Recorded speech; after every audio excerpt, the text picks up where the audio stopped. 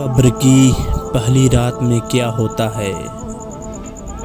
رسول اللہ صلی اللہ علیہ وسلم کا کیا ارشاد ہے، آئیے جانتے ہیں۔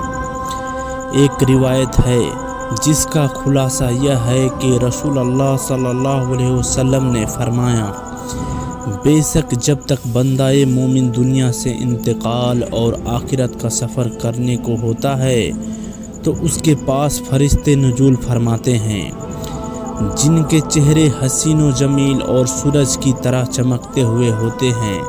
ان کے پاس جنتی کفن اور جنت کی خوشبو ہوتی ہے۔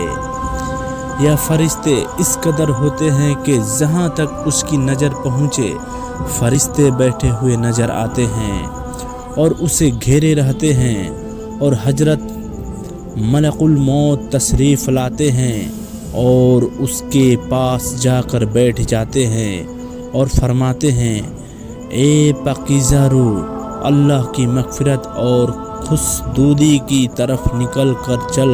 پھر اس کی روح اس طرح سہولت اور آسانی سے نکل آتی ہے جیسے مسکیجے میں سے پانی کا قطرہ بہتا ہوا باہر آ جاتا ہے۔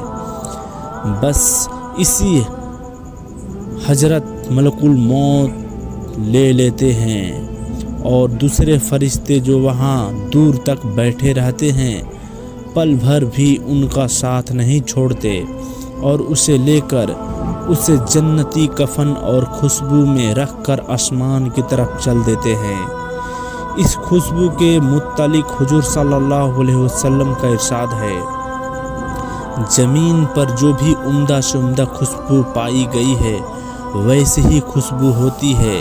پھر فرمایا کہ اس روح کو لے کر فرشتے آسمان کی طرف جانے لگتے ہیں، اور فرشتے کی جس جماعت میں بھی ان کا گزر ہوتا ہے تو وہ کہتے ہیں، واہ کیا اچھی خوشبو ہے۔ یہ فرشتے میت کا نام، تعظیم اور تکریم سے لے کر اس کا تعارف کراتے ہیں، آسمان کا دروازہ کھلواتے ہیں، یہاں تک کہ وہ پہلے آسمان تک پہنچ جاتے ہیں اور آسمان کا دروازہ کھلواتے ہیں۔ پھر دروازہ کھول دیا جاتا ہے اور پھر وہ اس طرح دروازے سے اوپر چلے جاتے ہیں۔ پھر وہ 7ویں آسمان تک پہنچ جاتے ہیں۔ ہر آسمان کے فرشتے اسے دوسرے آسمان تک رخصت کرتے ہیں، اور جب 7ویں آسمان تک پہنچ جاتے ہیں تو پھر اللہ کا حکم ہوتا ہے کہ میرے بندے کا نام علیین میں لکھ دو، اور اب زمین پر ہی اسے لوٹا رہا ہوں، اور زمین ہی سے قیامت کے دن اسے دوبارہ زندہ کروں گا۔ اس کے بعد یہ روح زمین پر واپس آ جاتی ہے اور پھر میت کے جسم میں داخل کر دی جاتی ہے۔ اس کے بعد 2 فرشتے قبر میں اسے بٹھا کر اس سے سوال کرتے ہیں کہ تیرا رب کون ہے، تیرا دین کیا ہے، محمد مصطفیٰ صلی اللہ علیہ وسلم کون تھے؟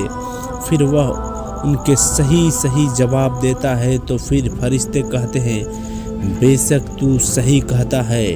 اس کے بعد اللہ کی طرف سے ندا آتی ہے کہ میرے بندے کے لیے جنت کا فرش بچھا دو، اس کو جنت کا لباس پہنا دو، اور اس کے لیے جنت کا دروازہ کھول دو۔